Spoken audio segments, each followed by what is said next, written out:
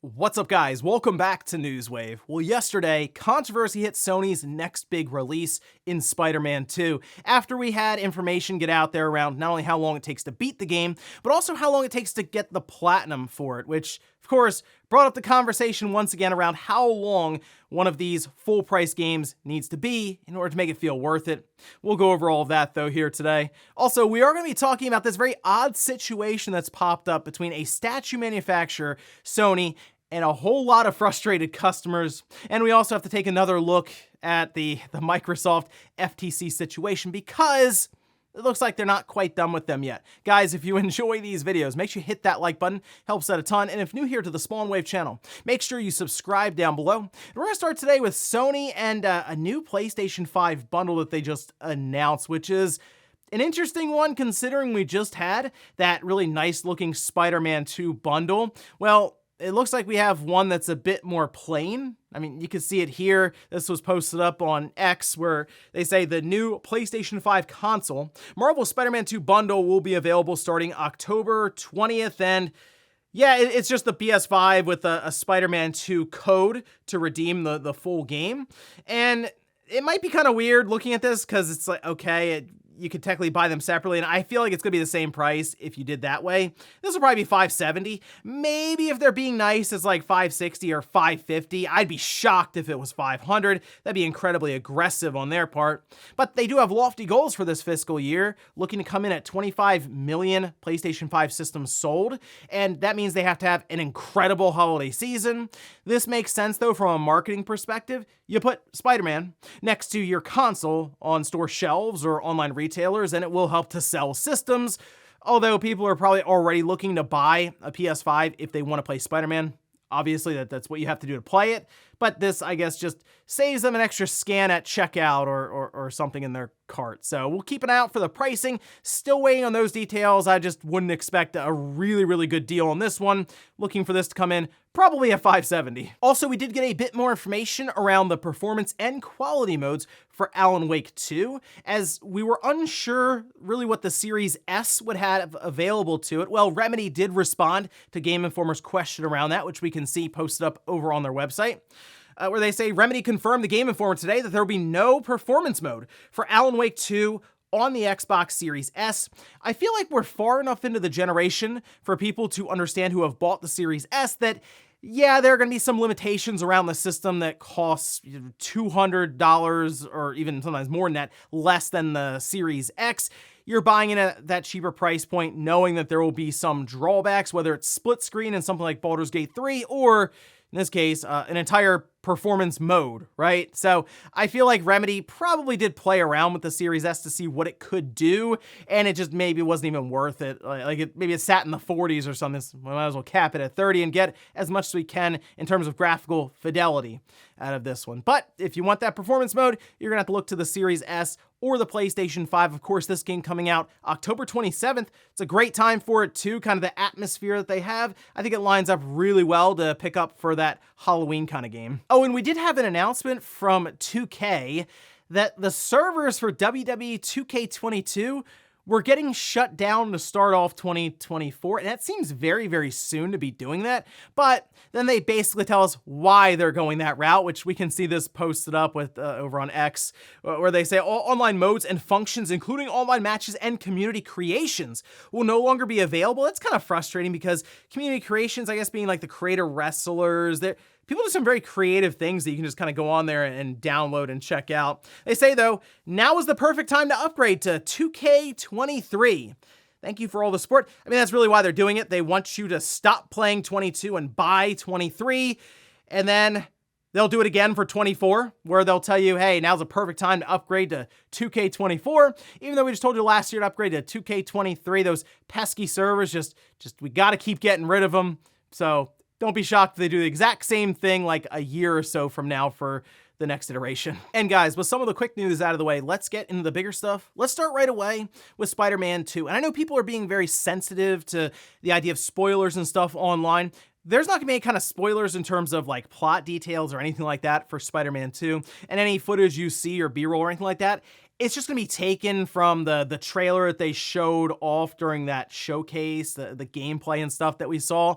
but still, this will basically go over how long it took somebody to not only beat the game, but also get the Platinum trophy. So if you want to jump ahead, there are timestamps down below and you can do so now. But let's take a look here, this over on Insider Gaming, who did also reach out to this person to verify further. But the Twitter user ChrisGaming95 posted a screenshot of their Platinum trophy for Spider-Man 2, as they did happen to get the game early, and they did mention that they're a fast playthrough player, as in they can get through these games pretty quickly, and even when comparing it to Spider-Man on the PS4, seemed like it was roughly in line with that one for them, but still, they were able to complete Spider-Man 2 in roughly 17 hours, and the Platinum trophy was 30 hours. So, with that context, of course, it came back around to people essentially asking, how long does a $70 game need to be? Like, do we need these games to be Assassin's Creed Valhalla length, where you can spend 60 to 80, even 100 hours in the game to do everything? Or is a nice 30 hours to 100% complete everything good enough? See, for me, I feel like if you do get too far down the rabbit hole of it has to be this long, you kind of lose out on what's really important for a game, and that's just the overall enjoyability of the time spent in there. I would prefer a game to show up and say, you know what? It's a solid 15-hour experience. Like, the story doesn't feel like it lags anywhere or drops off trying to get you to do something to just extend that playtime artificially. And I think of Final Fantasy VII Remake as a good example, because there were times in that game where it felt pretty padded. Like, I think that would have been a really tight 20-hour experience, but it just kept extending well beyond that, like 5 to 10 hours longer than it needed to be. And I'd prefer a game to not try to do that, to really respect your time. And if Spider-Man 2, which I haven't played it yet, if it comes out and the plot's not very good, there is still downtime that feels like, okay, why? It's not necessarily engaging enough because there's padding, even though it's still like a 17-hour experience, then I think there'll be question marks. But if the plot is good, the story's interesting, the game's fun, and you're done in 17 hours, then there's side stuff to do to get you to 30, I mean, I'm fine with that. To me, that seems like a good experience, and probably a good way to spend $70. But I will admit the conversation back and forth with some people who were downright shocked that it was 17 hours to beat the game, even though it might take people longer. It could be over 20 hours for some to get through the story. But people were genuinely shocked, and they had a lot of pushback for that. And I know developers and publishers see that, and they go, well, the games have to be 40 hours long, 50 hours long. We just have to figure out a way to get there, and maybe it is a lot of repetition in the main story that you go, okay, did we actually have to do this? Did we have to go on that weird video game subplot side quest that really didn't mean much to the main story, but we had to do it anyway to extend the time? It's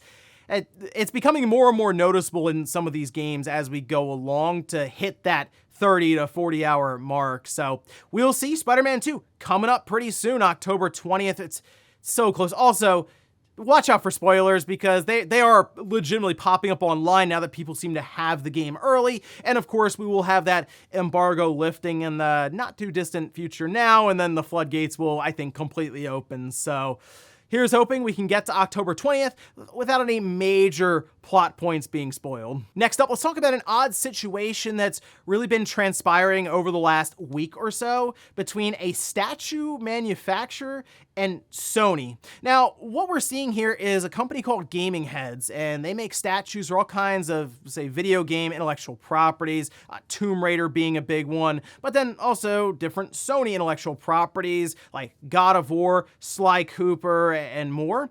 But something strange happened to where Sony apparently not only cut off their access to the intellectual properties, but also is requesting that they destroy all the statues that they already took pre-orders on, which makes the whole situation kind of weird as to who exactly you go to get your money back. At least that's how it's being presented here. We can see this, though, posted up. This over on their X account. This from Gaming Heads says, on this The Last of Us Day, we regret to inform you that the Sony PlayStation collecting community that Sony has told us to destroy all of our Sony PlayStation merchandise, including in-stock items like The Last of Us Part 2, Ellie statues, Jack 3 statues, God of War statues, etc. Items ready to ship to you, like apparently the Sly Cooper collection or edition, the classic edition statue, items in production, and items in development and ready to launch. Yes, this also includes destroying items you have paid for and are waiting to ship to you. Now, they go on from here to say that Sony has apparently already collected the royalties from them. So people were pre-ordering these statues, doing payment plans or I guess just upfront fees, and then part of that, of course, went to Sony for royalties. They're claiming that Sony collected that money and is now telling them to destroy all of these products. And then they did something that's a bit sketchy, very unprofessional, I'd say. They just dropped the person's name and the person's email address at Sony, and then just tells everyone to email them about getting refunds and why is this happening and why can't I get my statue. This is the commercial partnerships though. The person, that's their position at Sony. This is not a customer service person for any kind of relations there for that. So that's an interesting move on their part, is what I'll say. Now, people, of course, are asking them, what exactly happens to my money now? Because I gave it to you, I didn't give it to Sony, so do I go to you for it? Because that's who I did business with, and they continue to direct people to Sony. Although, eventually they got to the point where they said, we'll try to work this out either way, and that could include just refunding people. They seem to still want to get statues out to people, and I guess that makes sense considering they have them, apparently, and they'd rather just ship them rather than obviously smash them like with a hammer in the back or something. But the thing that's odd to me is as I looked around with this company more and more, I was kind of waiting for Sony to eventually make a statement. They haven't yet, but everywhere I went looking at this company and the discussion around it, it's not great. Like on Reddit, they kind of closed the thread, removed the post and stuff for it because so many people were like, I mean, yeah, I had a terrible experience with them. Took years to get a statue and I never did. So I just ended up trying to get my money back and refunding it. And there were chargebacks in play, a lot of stuff there. And then it wasn't very hard to track down an entire thread, which you can see the first post in this thread was from 2016 over on Statue Forum. And it's still going in 2023 with people talking about this Tomb Raider 20 years of Tomb Raider statue collection. And people are still waiting at times years to get them. So there's already not a lot of confidence in gaming heads with this. And now they're kind of painting a sketchy picture with Sony being involved to destroy statues. And I'm not really sure what's actually going on here. It feels like we're missing a piece of the puzzle. And it could very well be Sony looked around and said, the quality's not there. The turnaround time's not what we want. So we're just not going to work with you with intellectual properties. We'll find someone else. But again, we're kind of missing that entire side of the story. And I don't really know if Sony's ever going to come out and comment on this. They might just kind of move along with it. Maybe with the royalties, send those back. I'm not sure, but the bottom line is people did business with gaming heads, so they would get their money back from gaming heads, and then they would probably have to sue or do something in terms of like the court system to get the royalties back from Sony. But if anything happens here when it comes to an update with Sony and gaming heads, I'll let you know. Next up, let's talk about the FTC and Microsoft with that Activision Blizzard deal that's valued at near $70 billion. There's a lot of anticipation that this could actually close next week, because we know that there is a deadline for October 18th, and most likely they'll get it done ahead of that time period, just so there's a little bit of extra wiggle room in case something needs to come back and get signed and redone and all of this, right? Give it at least a little bit of a buffer there. But it does look like the FTC is not done with this situation just yet. We can see this posted up over on Eurogamer, where they say a new order released yesterday states the FTC has determined that the public interest warrants that this matter be resolved fully and expeditiously. Therefore, the commission is returning this matter to adjudication. Quote, the FTC continues to believe this deal is a threat to competition. We are placing this matter on the commission's Part 3 calendar, ahead of our ongoing federal court appeal, but our current focus is on the federal appeal process. So the thing here is they can't stop Microsoft from closing at this time. They had their shot in court, didn't work out. So now Microsoft, as soon as they get everything wrapped up with the CMA again, as soon as next week, they're just going to move to close this thing. But the FTC could technically come in if they have some epiphany and newfound evidence. And again, they already tried in court. I don't know if they have more stuff they can present that will turn this entire thing around. But the idea would be the FTC would try to then break up the acquisition, the merger, all of this. And that seems like that would get incredibly messy and would actually be really, really damaging to Activision Blizzard.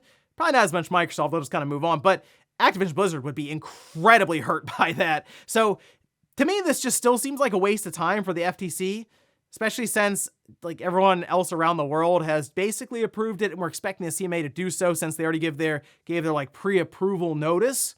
So I'm not really sure. FTC trying to make a point. Hard to say. I just don't think much is going to come of this, and it'll just be the FTC wasting their and everyone's time again. But hey, we'll look to next week to see if we do have that official announcement and closing with the press release and all of that, and then see if maybe the FTC is even bluffing right now. But hey, who knows? They definitely seem to want to waste a lot of time and money. So I guess we'll find out going forward into 2024. And in our last bit of news, let's talk about the UK sales charts, because they did track something kind of interesting, and that's EA with their newest, I guess, soccer football game, that being FC 24, of course, replacing the very well-known FIFA series, which would have been FIFA 24. I was curious how much less it would sell, because you lose that kind of branding that's so well-known in gaming. Yeah, it's gonna hurt your sales, at least for that first year until you can reestablish the brand. Well, it didn't hurt their placement in the sales charts necessarily, because they did top the charts as we would expect, which we can see that posted up here. Over on GamesIndustry.biz, the EA Sports FC 24 at number 1. Then we have Mortal Kombat 1 at 2, Hogwarts Legacy at 3, Mario Kart 8 Deluxe, and Grand Theft Auto 5. What a duo right there at 4 and 5. The Legend of Zelda Tears of the Kingdom, Minecraft on the Nintendo Switch, Star Wars Jedi Survivor, Call of Duty Modern Warfare 2, and then The Witcher 3 Wild Hunt. That's the complete edition. Now, according to GamesIndustry.biz here with the GfK data, the number of copies was actually 30% lower than FIFA 23 at launch. That's actually not as bad necessarily, considering we are still moving more and more towards people just buying these games digitally. These are all physical copies that were tracked, so who knows, maybe with digital sales, it actually might be even less than that. Now, the interesting thing though, is the Switch jumped up pretty well, like the Switch version of FC 24, and the reason for this, it's the full version. They did have to have the frame rate to 30, but it's not that really weird Legacy Edition where all they do is just update some of the names and some of the stadiums if there's any changes there. Otherwise, it was basically a roster update for $30 or $40. In this case, though, it's the full game, so it makes sense why that would jump up in the charts. But yeah, it seems like just EA in general is still very well known for their soccer football games, and FC 24, while it is off to a slower start compared to FIFA in the past, looking at this, I feel like they're going to establish this brand well enough and continue on. The big thing to watch is what will FIFA do without EA, because we've seen some crazy soccer games like from Konami before. So I'll be interested to see how they're able to pull off the next big FIFA game and who exactly comes in and works all of that on the development side. But for now, EA continues to roll along with FC 24. And before we go to the comment of the day, we're taking a look at the poll that I posted up yesterday. We're asked, how do you feel about a game like Spider-Man 2 being 15 to 20 hours to complete the story? 69%, there you go, say that's just right. 29% say that's too short for the story, and then 2% say that's too long. I had to see if anyone would vote for that. Like, it's, hey, 15, 20 hours, too much. You know, nice 5 to 10 hour story, that'll work for me. But I feel like most people look at that and say, you know, I only get so many hours in a day to play a game in the first place because adult life and all that, maybe an hour or two at night at best, right? And a 15 to 20 hour story, it's going to feel like you're able to actually progress in the game, as opposed to if it's a 60-hour open world experience that's pulling you in all these different directions. Might feel like you're trudging through quicksand most times, playing an hour or two at a time. But I understand the idea of having just more to do in a game feels like you're getting more out of it, obviously, with the amount of money you're putting in. But to me, sometimes you look around on a map and realize doing the same thing over and over again, and it does feel like padding. So in this case, if it is a snappy, well-paced 15 to 20 hours, then there's like another 10 hours on top of it to do everything, I actually wouldn't mind that experience, and in some cases, I'd even prefer it. And we'll finish up with the comment of the day, as you're seeing here. This is from Lad, who says that the scalpers are buying the PS Portal to sell for $400. They're in for a rude awakening. Actually, I looked on eBay, and some are selling for $350, $360, somewhere in there. I have seen some people try to post up for over $400. They haven't sold yet, but they're technically selling above retail, and they're just like the pre-sale tickets, basically. I mean, I think this thing's gonna be pretty easy to find after release. The DualSense Edge is sort of what I'm putting it next to because, I mean, the price point. And I think it's gonna be next to a lot of controllers, maybe behind glass, sure, because it's a screen and all that, I guess. But I think this is something that will be pretty standard to walk into a store and just be able to buy. I don't think there's gonna be major shortages or anything like that. And also remember, while it is a PlayStation product being put next to a very popular system, it's still kind of a niche product in terms of it's attached to remote play. You need to have it set up with your PS5 and a decent router and all those other things. It's not a dedicated handheld that I'm sure would actually sell out pretty quick and be hard to find for a little while there. And ladies and gentlemen, that's going to do it here for Newswave. If you enjoyed this video, guys, hit that like button. If not, hit the dislike. Leave comments down below about everything we talked about here today. We're Spider-Man 2 coming in 15 to 20 hours for the story. Is that too short? Are you thinking maybe a $70 game has to be 40 or 50 hours long? Let me know. And then also, what about the FTC, Microsoft case? Are you ready for potentially season 3 in 2024? And then the whole thing with gaming heads and Sony, I'm not very familiar with them, but let me know down in the comments if you've maybe ordered stuff from them and how long it's taken to get your statue. Thanks guys for watching, and I'll see you next time.